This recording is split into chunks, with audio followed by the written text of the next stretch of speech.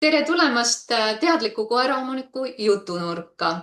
Täna on mul külas käitumisega tegelev veterinaar Anu Poopuu, kes võtab igapäevaselt vastu Timmu loomakliinikus ja keerulisemaid käitumise juhtumeid ta siis lahendab sellise Eestis esimese ettevõtte käitumiskliinik alt.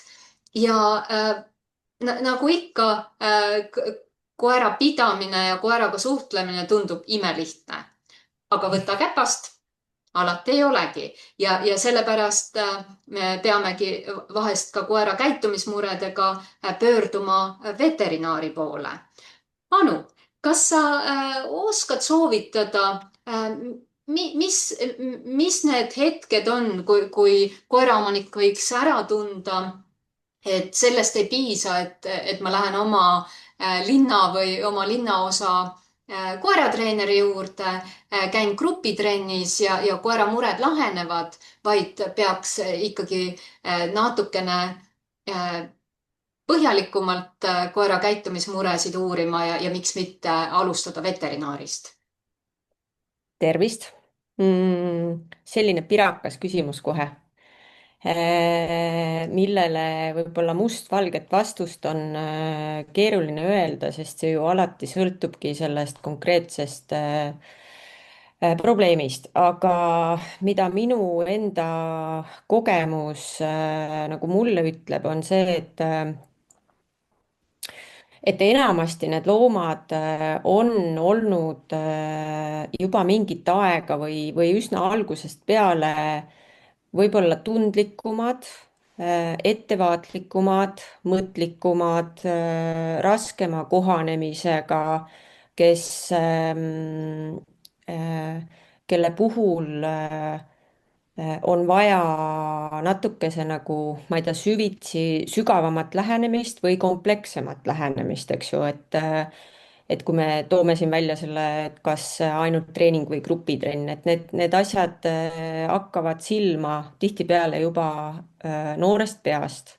Ja teine pool seltskonnast on, kui see noorukiga, kutsikaiga, jah, teismelise iga on läbi saanud, siis tuleb selline tore täiskasvanu iga, kus enamasti on paljud asjad stabiilsed, aga ühel hetkel hakkavad mingid muutused tekkima käitumises jälle, mis võivad vajada siis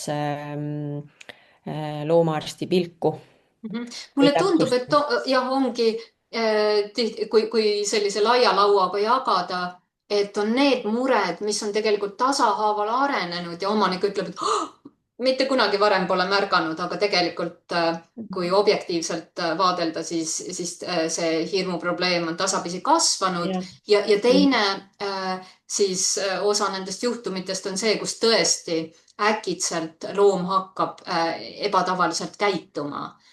Mhm. Mis need sellised äkilised muutused võivad tähendada? Ähm, Tihtipeale seal taustal on mingisugune terviserike, tervisehäire, mingi süvenenud ja aeglaselt arenenud krooniline probleem, tugev traumaatiline kogemus, eks ju, mis ei ole tervisega seotud.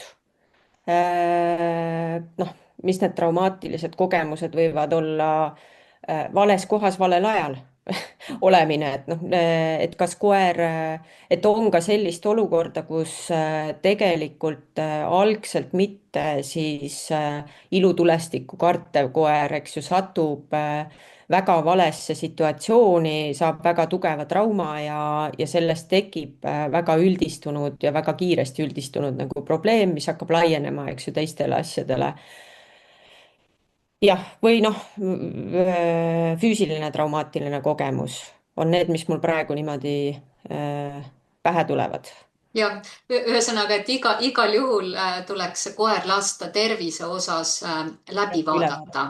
Ja, Mhm. ja ma nüüd lõpetan meie arutelu selles kohas, aga ma kutsun üles teadlikke koeraomanikke esitama siinsamas video all küsimusi, mis on teid vaevanud ja millele siis Anu saaks vastata ja me valime siit mõned küsimused välja ja vastame neile nädala pärast. Aitäh kuulamast ja kohtume taas. kohtumiseni.